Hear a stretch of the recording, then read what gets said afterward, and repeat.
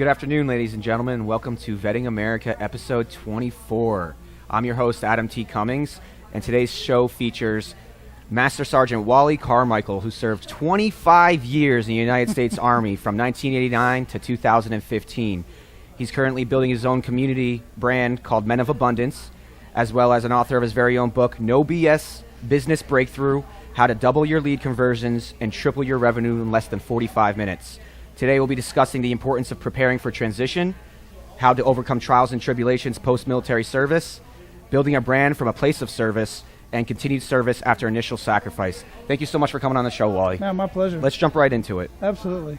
All right, so tell us a little bit about your background and what you're getting into now. Oh, my background. I mean, I grew up in Phoenix, Arizona, rough upbringing.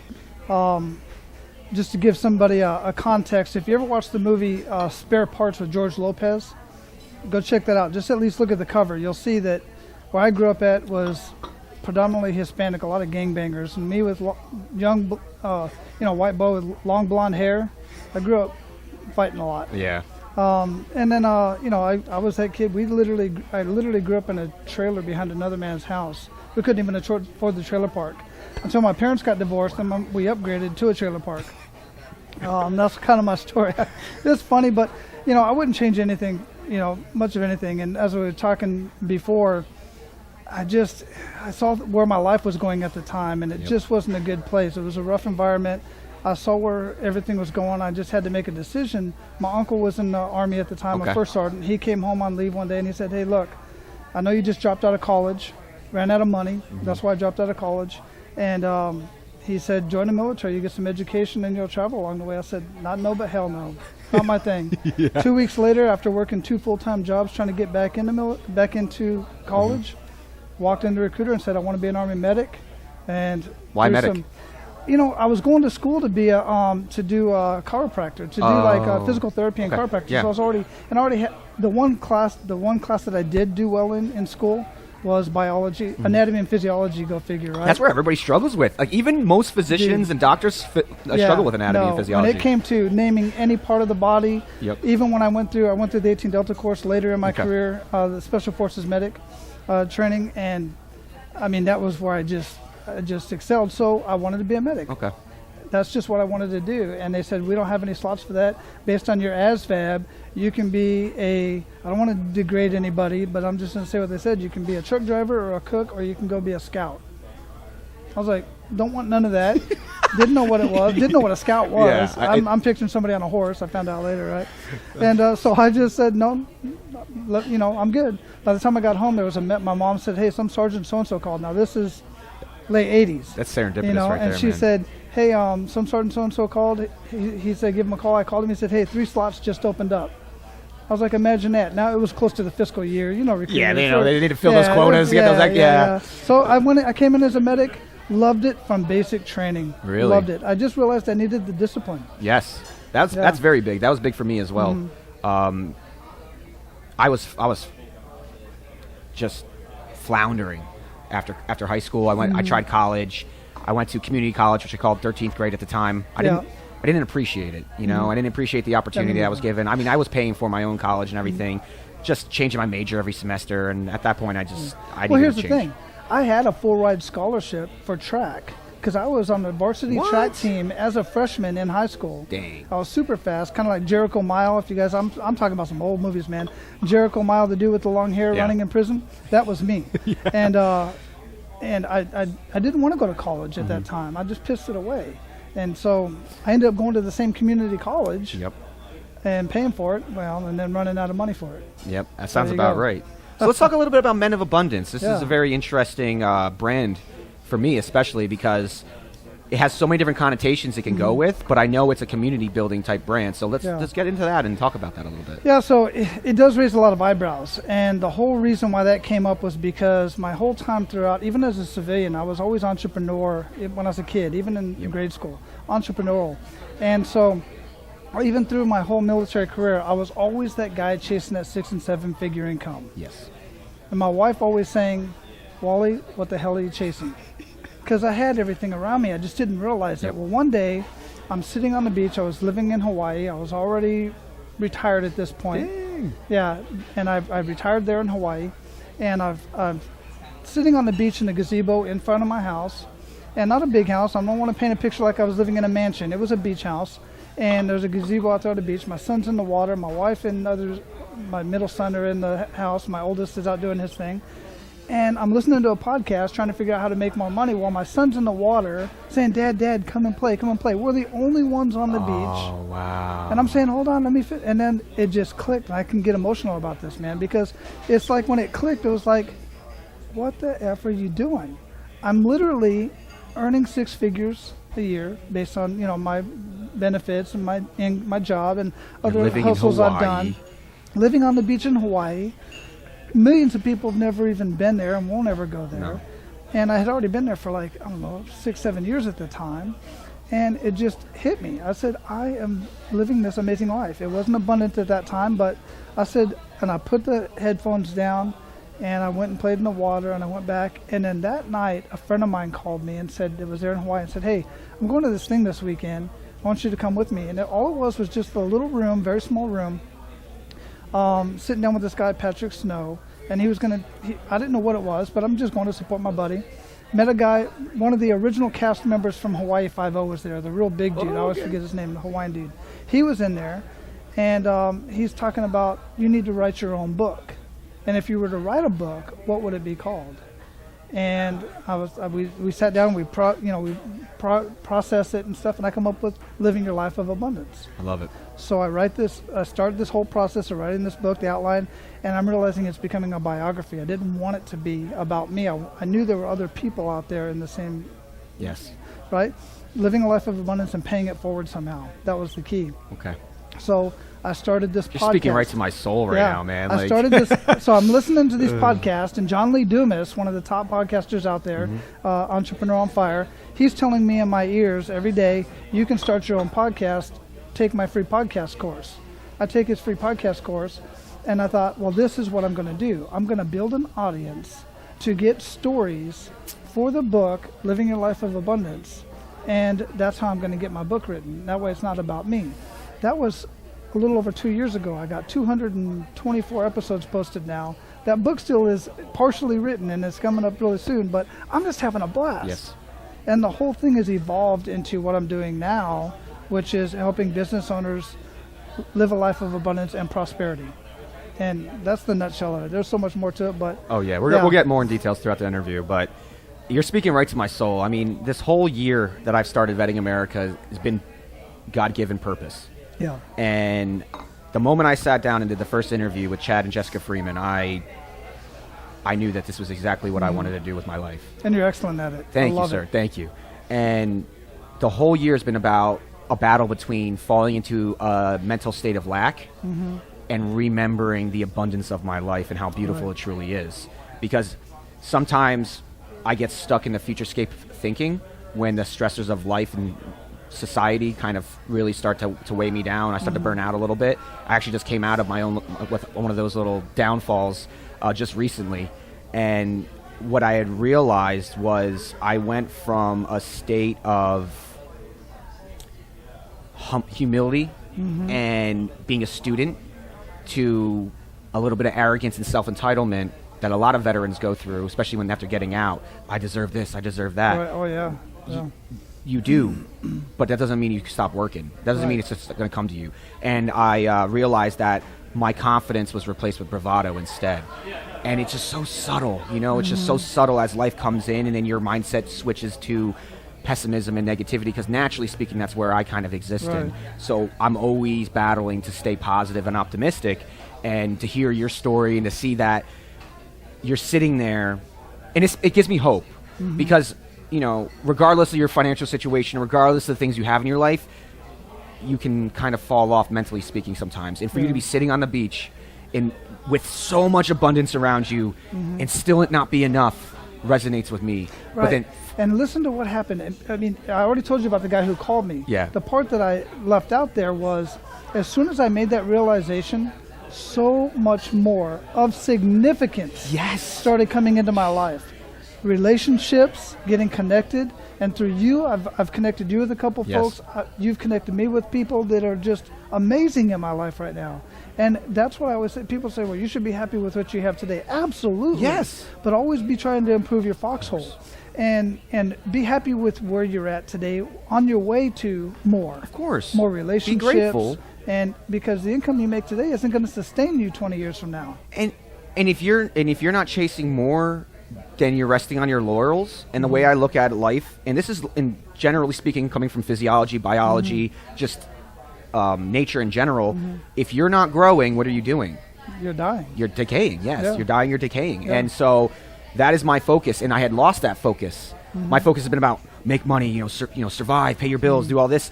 And because of that, it wasn't happening. But then when I switched my mindset back to why is it that I'm doing this right now, what I realized it wasn't about the money. Because I could go out and get a job any day of the week. What it was about was making this work and improving people's lives and being able to grow and thrive while helping others grow and thrive. You hit it right there. That's exactly the whole thing is human beings are created to add value. Yes. And one thing people always talk about, well, when are you going to retire? Probably never. Why? Because human beings always have to add value. In our circles, those that do 20 some odd years and retire and then do nothing but watch the grass grow, they die within 5 years. They do. Yes, I've heard that statistic. Absolutely. It's true. And it happened to my uncle. Wow. My uncle did 30 years, retired as a sergeant major. Literally almost 4 years he made it. And cancer hit him, and he was active, but he wasn't nearly as active. Fulfillment, as he was, purpose. and he was doing stuff that wasn't adding value, in my opinion. Yes. Yeah. Because it's beyond, we're not talking about if you work a job, you're not adding value. Obviously, this society only works with all of us working together to do what it is that we need to do to keep going. Right. What we're talking about is the value you're creating for yourself. It's not about bringing value to others as much as if you're doing a job that serves other people, but you don't feel like you're getting any value out of it, you're bringing value to other people's lives, but you're not bringing value to the most important life, which is yours. Right. And that's how the soul dies. That's truly how the soul dies. Yeah. So how does this serve the community? What is your grand vision for Men of Abundance, and what are you trying to instill in people with this brand? Yeah, so what I do is when I refer people to specific episodes of conversations that I've had with all these people, and it is Men of Abundance, but I do talk to women as well. And about 48% of the listeners are women. Okay, and that's good. I get a lot of feedback from that as well. But what it does is it shows people, because one of the key questions I ask everybody is a kick in the gut moment. What is a kick in the gut moment? The reason why I bring that up is because I want the listener that's in that hard place to understand that while this guy makes $80,000 to $100,000 a month, some of the people I've talked to, and more, he's had some serious kick in the gut issues, and they might even be similar to yours, which makes them human, which makes you realize that, damn, this guy went through this, and this. I'm doing something similar to that, and now look where he's at. Perfect. And realize he didn't get there overnight. No. And he's not immune. He or she is not immune and to...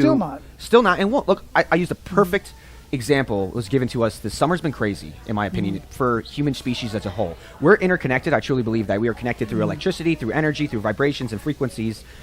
And this summer's been it's been a crazy change in the world in terms of the entire world is starting to vibrate on a whole new frequency after that major eclipse came down.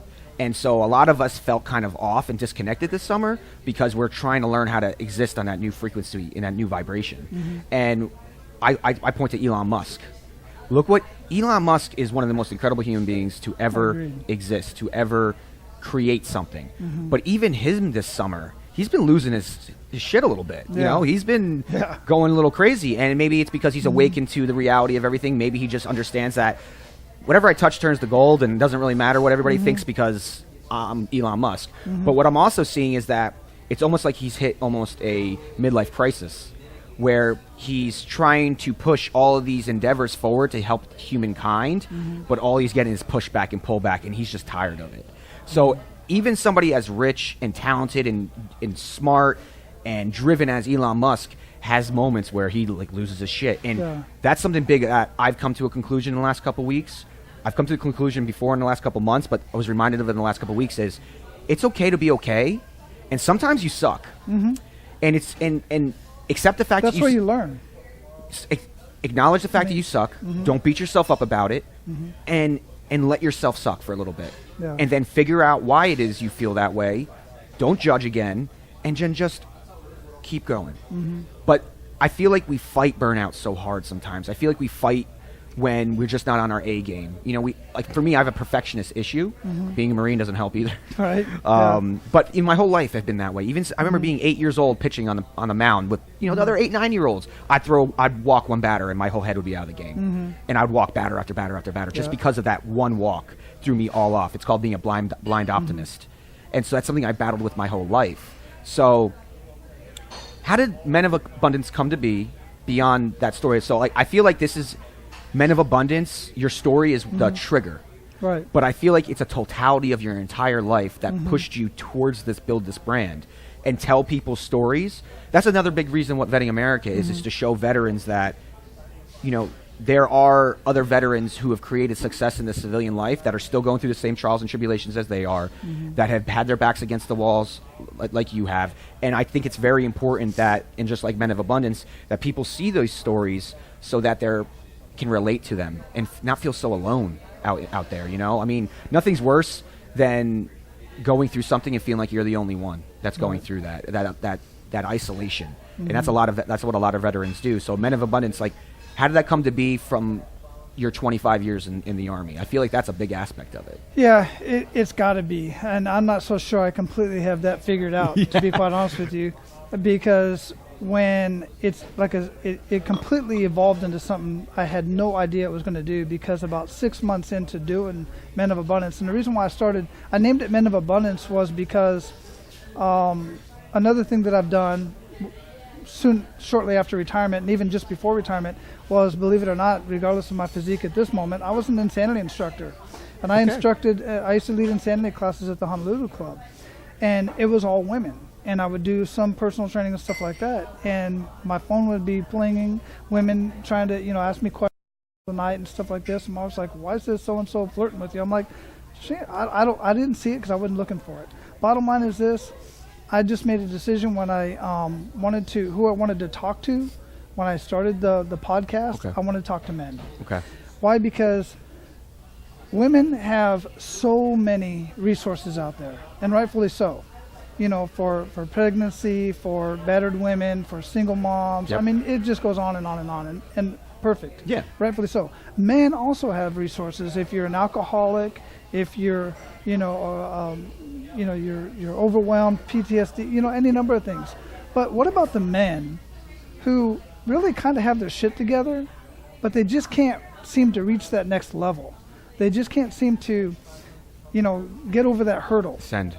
Right? They got the good job. They're driving back and forth to work every day. They're coming home to their kids in their suburban house. They maybe have the boat in the garage and all this stuff, but they just don't feel completely fulfilled. That's who I was talking to. I love it, man. I really love that, because the way we're programmed in society is if you get this 4-year degree, you get that $100,000 a year job, you get that 2-story house, the white picket fence, the golden retriever, the 2 kids, the beautiful wife, the car, the boat, that you'll be happy. That's the American dream, right? There's suicides every day of people that are in that every Monday, of people that are in that arena. Yep. That are right over here in these buildings that we're looking at up here, in these high-rise buildings. They spend their whole lives chasing this materialistic, superficial idea of success. Keeping up with the Joneses. And as soon as they realize that this is it, and they don't know what to do, and they fall off. Yeah. So that's their why marriage starts to decline. Their relationship is fizzled out. Yes. They don't have their men friends to hang out with. And I'm not talking about hanging out at the bar or hanging out watching the game. I'm talking about hanging out and having a freaking conversation. Yes. That's been the biggest change for me is, again, I'm an isolator. I'm very personable. I'm an empath, so I love being around people. I'm an extrovert, but because of the empath, sometimes I allow people to suck my energy, because they're going to take what you give them, Yeah, absolutely. And then I start to isolate. I stop having those conversations. I stop hanging out with people, and then it just spirals. And so it's so important that you build those relationships and you have friendships and you have people you can talk to and do things other than go drink with. Because that was a big issue with me, especially after the Marine Corps, is all my friends were basically drinking buddies. And I didn't really want to live that life like that anymore. Once in a while I'll go out and have a good time, a couple beers here and there, but I have a higher purpose now, and I want to surround myself with people with higher purposes. Right. Because just sitting here and talking with you right now in the first 5 minutes of this conversation, I learned a lot, and I'm sure everyone at home learned a lot already. And that's why I find what you're doing and what I'm doing to be so needed in this time, this 21st century, where there's so much propagated division, but when you really get down to the nitty gritty, to the brass tacks of it all, there really isn't. Yeah. I don't. When you see in the news and you see I don't see that in this community. I don't see that when I go out and talk to people of all different backgrounds and different jobs and industries and where they come from, different countries. Like the people who truly want to exist on another level, they don't worry themselves with that superficial kind of labels and stuff. You know, I scream that constantly on my podcast, on my Facebook Lives, and any other venue when I'm having a conversation. It's like, get your head out of the freaking news and off of Facebook and go outside and literally talk to people who you wouldn't normally talk to. Yes. And have a conversation that is uncomfortable. I found a newfound love of this. I'm gonna put a plug out there for this guy. I don't even know what his name, but he's got this YouTube channel called Change My Mind. Okay, yeah. And it's anything from there's two genders, there's only two genders, change my mind, or something about gun control, or any number of things. And he sits down at a college campus and he tries to have this conversation with people. So many people they will yell from the crowd, but they won't come up and sit down. And he won't talk to them. He'll only talk to the one sitting in front of him. So I'm talking to this one right now. If you want to be next, stand over here, and I'll have that conversation with you. But we're going to be civil. And people cuss at him and stuff. And he's like, if you're going to, I'm not cussing. But my point is this: have those hard conversations, but be prepared to maybe open your mind and maybe have your mind changed a little bit. That's the problem. We live in a society where everybody wants to be right. Yeah. And nobody wants to come up with actual solutions. Absolutely. And the thing is, God has given me a gift since I was very young where I can talk to anyone about anything because of my open-mindedness and my ability to see people, put myself in other people's shoes and see their perspective. We may not agree, and you may never be able to change my mind, and I may never be able to change yours, but you will open my mind to why it is you think and feel that way, and then I can respect it. And that's all I ask for when I have a conversation with people about some real stuff is, I don't want to change your mind. I just want you to understand where I'm coming from. I want to understand where you're coming from. And then through an actual real conversation about the trials and tribulations we go through, the stressors of life, we realize that we're 99.9% biologically similar in thought, in physicality, and through everything. And that 0.1% difference is only thing that society focuses on. Instead of just embracing the fact that, yes, we're all individuals. Yes, we're all unique. But what's a one-person party? The only way that individualism and that uniqueness can be celebrated is in a community of people. Right. And so a lot of people want to be, the shit. But, like I said, a one-person party is not really a party. Yeah. And I just, that's something I'm really trying to, I'm really excited you're here on the show today. This is great stuff. I love lifting people up, man. And that's one of the reasons why I do my show as well, because I love lifting these people up because they're all doing, another part of the show is they're paying it forward. Yep. And they're paying it forward somehow in their community. One guy, Timothy Sykes, for instance, wrote $1 million check to Pencils of Promise. And he trained himself how to do penny stocks from his bar mitzvah money. Okay. Right? And he wrote this $1 million check, this big, and he's got a picture of it, and he wrote it. And he not only wrote it, he went out to all these different countries where they're building, Pencils of Promise builds schools in developing countries. Okay, yeah. And he went out and helped build these schools. Well, you know what? He's on his Facebook feed and everything, they're telling him, oh, you're such a show-off, blah, blah, blah. And I'm like, how the hell are you going to tell? You would rather see two girls fighting in a McDonald's on video than see some guy posting, and somebody else posted the picture, by the way, of him giving this $1 million. It's like, quit. They're so focused. That's what we were talking about earlier. Opposite of the abundance mentality, the scarcity mentality. Oh, that is your so many people. That's your one ticket to not being successful is with that thought process. Yeah. Because then I can't trust you. And I saw somebody the other day, somebody posted in one of my Facebook groups, what's the number one thing to tell somebody who's just starting out as a business owner, right? Well, somebody said, trust no one. Everybody beat him up. I was like, dude, if you trust no one, you are literally getting nowhere. Nope. You have to put some trust in people, and you have to get burned a couple times, but you still have to trust people. And I think that what you said earlier about getting off Facebook and going out into the community, what I had realized was I was the keyboard warrior on Facebook for the couple years I was in school and after I got out. Just very opinionated. I'm very driven. I believe I have a good thought process, and I want to inspire people to think differently. But sitting there and arguing with people over for Facebook was getting me nowhere. How many times have you won or they won? It doesn't. On Facebook, I couldn't even tell. You can't even tell. It's just usually like agree to disagree. Right. And I said, you know what? I talk about all these people. You know, oh, you don't know anything. You don't know anything. This and that. And yet I'm here doing the same thing. I'm a hypocrite, and I really don't. Double standards and hypocrisy is like something that's like just really don't like it. Yeah. And I saw myself being a hypocrite, and I said, you know what, Adam? Either you're gonna buck up or shut up. You know, either you're going to get out there and you're going to start actually doing something. You're going to start talking to people. You're going to start building communities. You're going to start being what you say to everybody on Facebook that you are, or you're just going to stop and go hide in the mountains and go live off the land, because that was my other option. It was either do this or go live in Alaska. It's so just completely unappealing in itself, but that's a whole other story. So talk about, what is Abundance and Prosperity Mastery, and who does that serve? So as I was doing the Men of Abundance podcast, building that community, about 6 or 8 months in, I can't really tell, one guy contacted me and said, hey, do you mentor people or do you coach people in living a life of abundance? And I'm like, no, I wouldn't know how to start doing that. But that started out. And then another guy asked me. And then what really blew my mind was a woman contacted me, and she said, hey, I've been listening to your show. I dig it. Well, that's my word. She said, I like it. I always say dig it. Yeah. And she said, you dig it? She said, I really like what you got going on there. My husband, we make good money. He's just not here.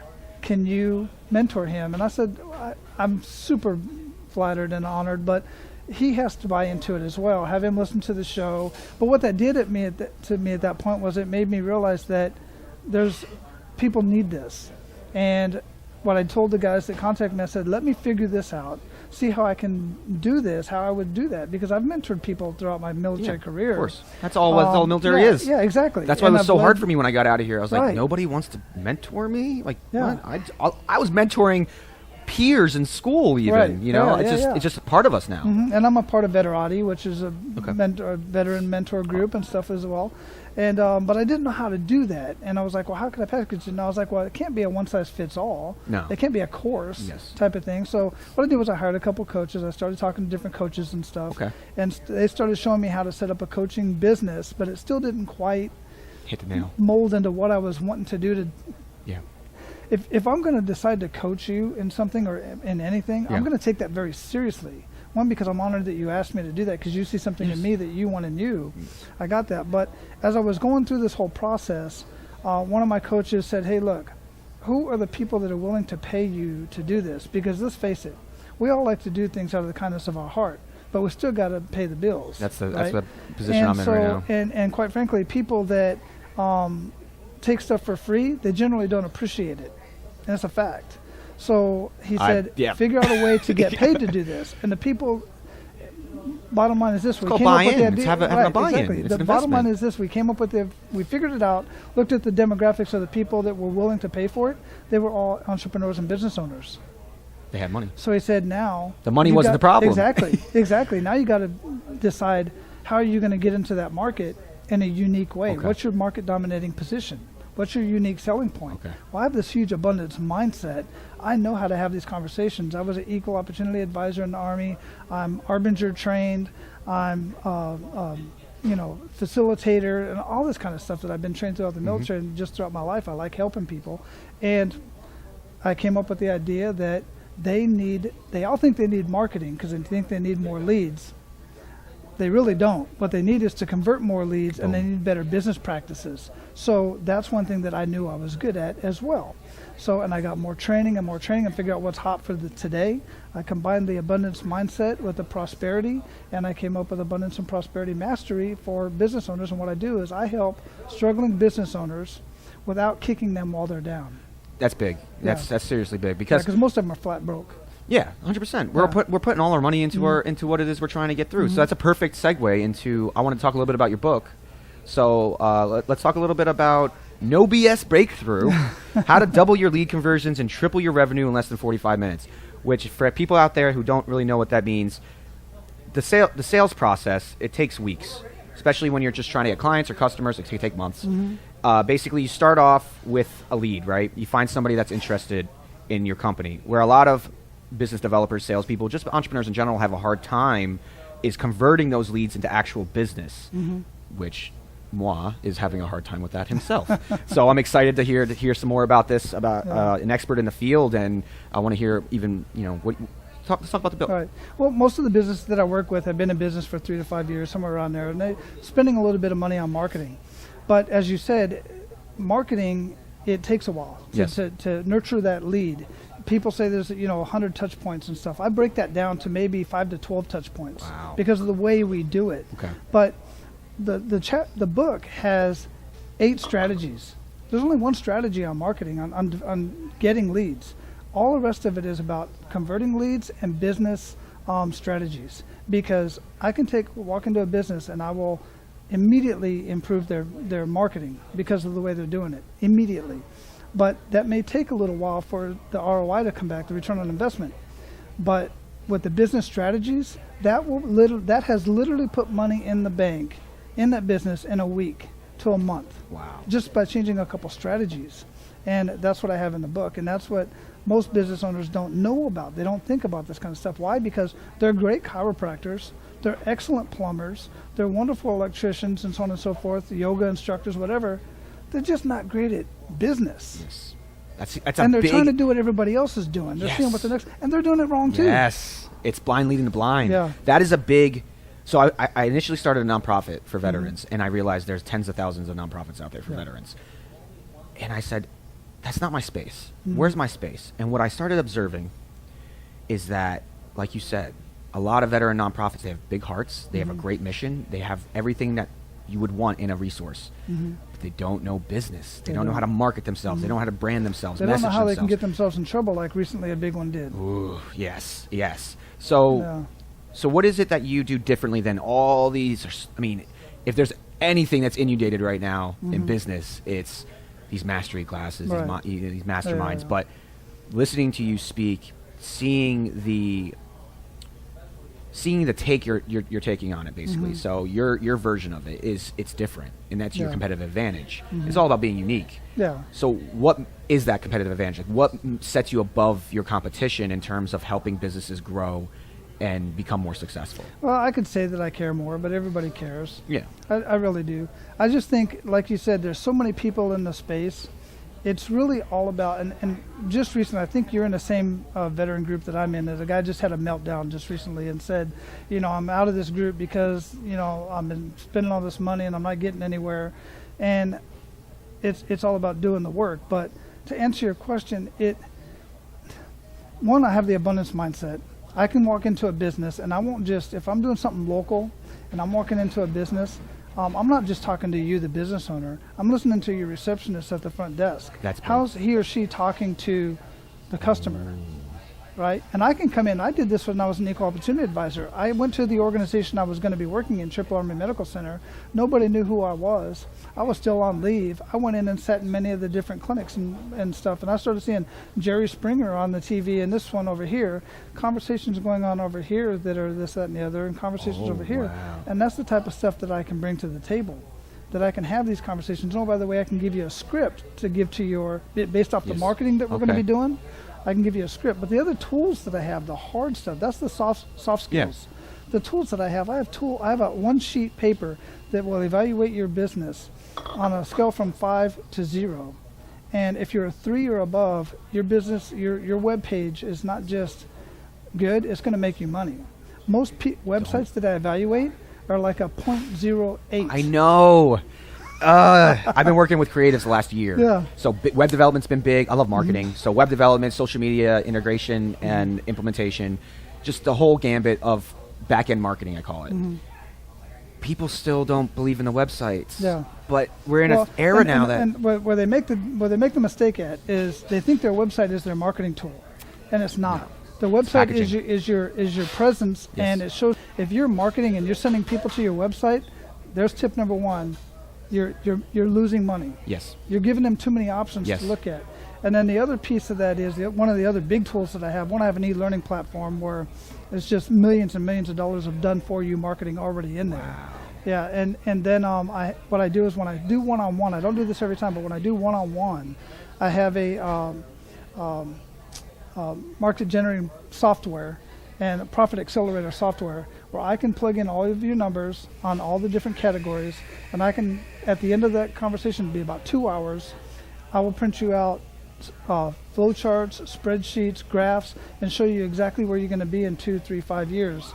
And, oh, by the way, how much my cost is going to be on the investment. So it's basically you don't make money unless they're making money. Exactly. That's brilliant. And I do that sometimes. You Yeah. know, sometimes I'll get paid up front, because if I look at the business, I see they're flat broke, I know they can't pay me up front. So I'll work with them for a little bit, and then once they will reevaluate our Pay it coaching, forward. we'll pay it forward. That's incredible. And you seem to have transitioned very well. And I'm sure you went through your own trials and tribulations, because I know I went through my own trials and tribulations, especially after 25 years, man. Yeah. Imagine 25 years you're living a certain life, a certain way, and then all of a sudden you wake up one day and it's flipped, completely opposite. So let's talk a little bit about you and your personal transition out of the military back into civilian life, and some of the trials and tribulations that you had to overcome, and what were some of the resources that you maybe leveraged or used to help you get to where it is you are right now? Yeah, so my transition was a little bit different than I think many, because one, we were in a little bit of a situation in Hawaii where we had already made a decision that we were going to leave the island. Okay. And so we were in the process of selling our house. And in Hawaii, I mean, it'd blow your mind, but it was a $700,000 house, and it's in Hawaii, so don't get excited. BAH in Hawaii is $2,500. Exactly. So now here I am, just now starting to get my first paycheck coming in from retirement. And oh, by the way, VA disability hasn't even been reconciled yet, so I don't know what that's going to look like. And we had some reserve, so we're sitting back a little bit, and we're getting ready to sell this house. And I'm looking for jobs, and I'm thinking, well, shit, I'm Master Sergeant, 25 years. I got all these skills. It's a done deal, dude. Nope. No, humble pie, big time, dude. In the face. Yeah, in the face, all kinds of. I was like, oh no. So I'm applying for jobs, and I decided that I want to work. Most don't, but I decided I want to work DOD. Okay. I wanted to stay around soldiers. Yeah.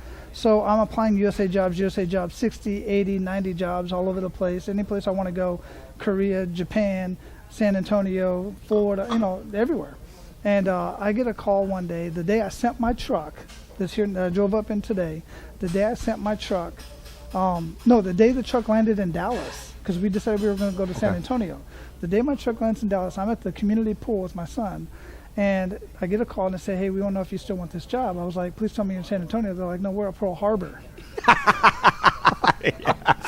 They want me to be an equal opportunity advisor as a GS-12. Wow, it's a GS-12? An EEO, part-time. Yeah, another thing, don't get excited. Part-time, so it's basically GS-9 pay, because it was only 3 days a week, but it was perfect. I kayaked back and forth across the Pearl Harbor on the way to work and back. Yeah, I was living the life. I mean, it was the life, but it was still kind of stressful because, I'm like, well, what are we going to do? We're still in Hawaii. And so, I bet you weren't completely... I was good. I really was, because I was good as far as that all goes. I know a lot of people have a hard transition in reference to, but I was infantry for a while. I worked with special ops for a while, but I had been so far removed from that lifestyle. I had been working a corporate job, if you will, in a medical center. So I was working around civilian, even though they were active duty civilians, if you will. I mean, I don't want to paint the wrong picture. They worked their butts off. Yeah. But it's not the 82nd Airborne Division. Yeah. It's not Ranger Battalion. That's why I say, I was stationed on MCS Miramar. Yeah.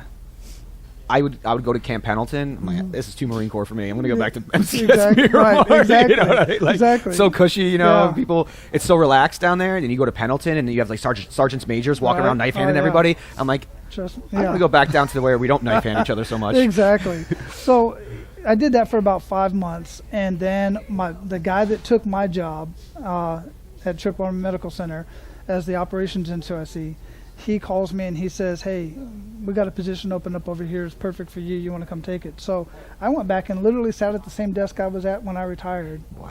In civilian clothes. Everybody knew me. Still to that day, if I walked through the, hey, Master, how you doing?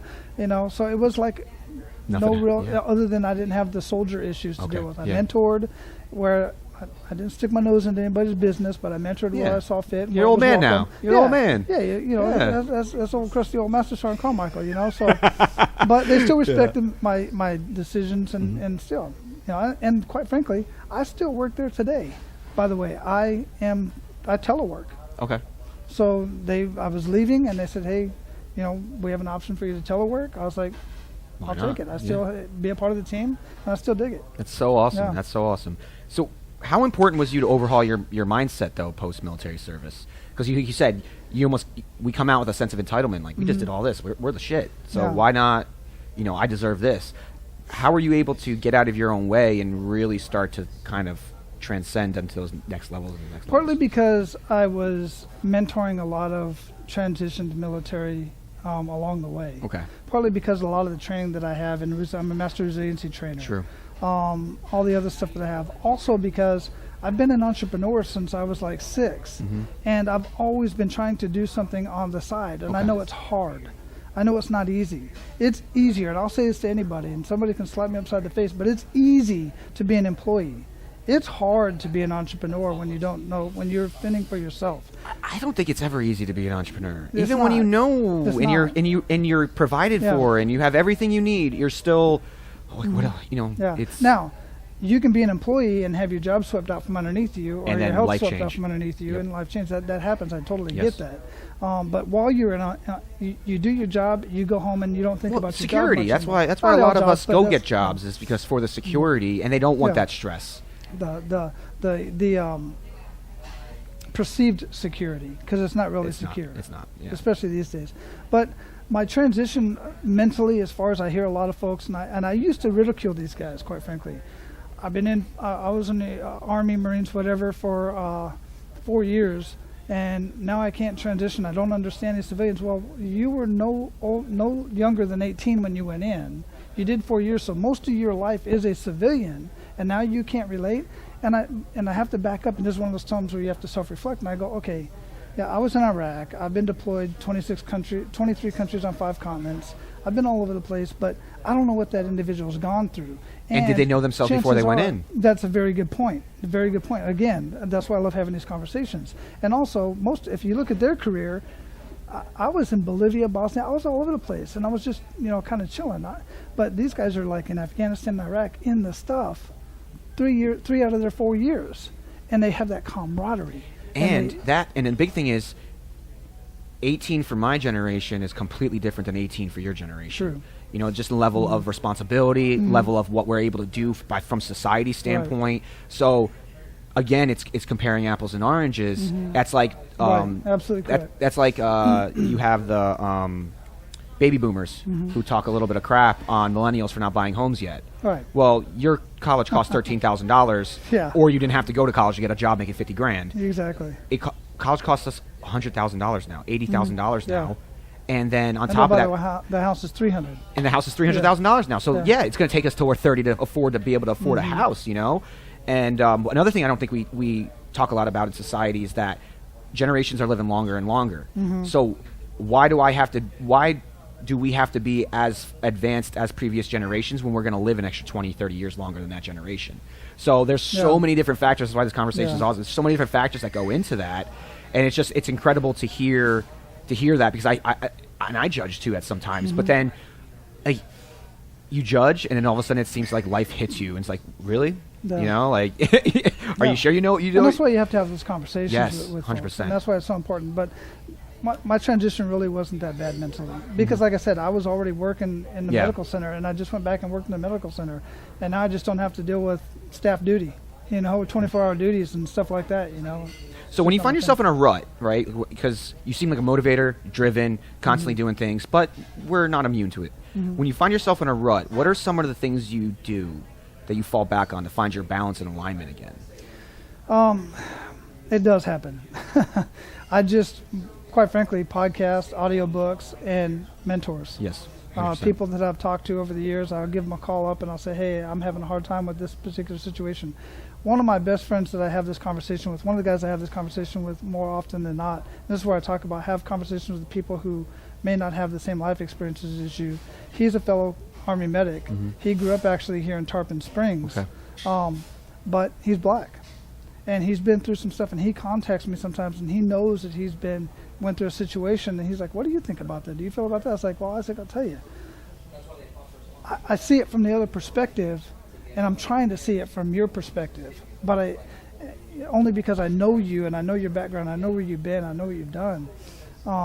So it's just important to have those conversations when we're having those issues. Perfect example you're talking about earlier, like I gave a class, and I got excellent reviews from this whole class that I gave. This was before I left Hawaii, and I was teaching a class on Arbinger, and all the reviews were really good, and one bad review, one guy just totally beat us up, me and this other instructor, and I freaking dwelled on that for like 3 weeks. One guy, yeah. I dwelled on that. We want to be liked by everybody. Weeks, yeah. You don't want rejection. Yeah, exactly. But what you also didn't put yourself in is what's he going through. Yeah. What's the mirror? Because I truly believe that anytime somebody treats somebody poorly, it's a mirror to how they feel and treat themselves inside. And that's a big thing that a lot of veterans have problems with, is in the military where you have a very pessimistic, negative outlook on things because it all sucks. It really does. It's a lot of suck. That's why it's called Welcome to Suck. Or we're going to the suck. But you have camaraderie with that, and I find it that you embrace the suck, and when you have other people to go through shitty experiences with, it ain't that shitty, really. No. But it's funny when you can. But then out here, man, with that same mentality, it will eat you up and chew, and it'll spit you out every time because you don't have that camaraderie around you anymore, that mentor, those advisors. So we're going to segue into the last aspect of the interview, and I ask everybody this: so what would you give a transitioning military member today, a sage piece of advice that would help them find their happiness and create success for themselves out here now that they're civilians? The first thing that comes to mind, first and foremost, is find a mentor. Okay. Find somebody who where you believe is where you want to be, and I have to caveat that because, like, for instance, I always thought that I wanted Anthony Bourdain's life, and because he eats food and drinks beer and travels the world, but I don't want Anthony Bourdain's life because I didn't know his life. I knew what I was seeing. So pay attention to your mentors and who you want to be like, who you want to emulate. But get a mentor, get somebody who is seriously going to be able to assist you. There's as you already said, there's so many resources out there. Veterati is a great resource to get onto. It's free, and I subscribe to that, and every once in a while somebody will chime in and say, hey, I need a mentor. Realize that and this is hard to say sometimes to veterans, but you've been in the military for so long, and you've basically been told what to do, where to be, what uniform to wear. Your meals, for the most part, are taken care of. Your housing is taken care of. Your life insurance, your health insurance, your dental, all that is taken care of. The biggest problem I hear when veterans are getting out is I completely underestimated how much money I was making while I was in the military. Yes. Because you don't see all that other cash coming in. Now you're going to see all that cash going out. And guess what? You don't have the cash coming in. It's very, very difficult. So as you're getting ready to transition, make sure you go hit that ASVAB or whatever it's called for that transition.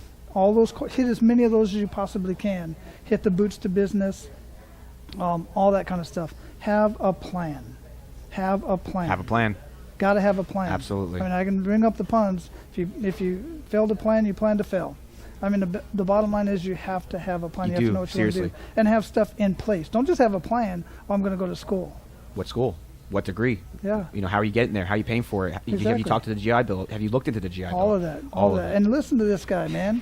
I'm serious. Watching his shows, I've learned so much. Really? Thank you. Absolutely. I have too. That's why I love doing them. The last one with the young lady that you had the conversation with, I commented that I was that guy that they stole my pictures of me holding my son. Don That's Keegan. happened multiple times. The first time I figured that was happening was I come home to my wife, had a Facebook message from some lady who contacted her and said that I'm cheating on her, that I created a different profile. Wow. Yeah, and it took me a while. I already knew this happened to another friend of mine. Yeah. So it took me a while to get her, and she was kind of like, this isn't processing right. This isn't making sense.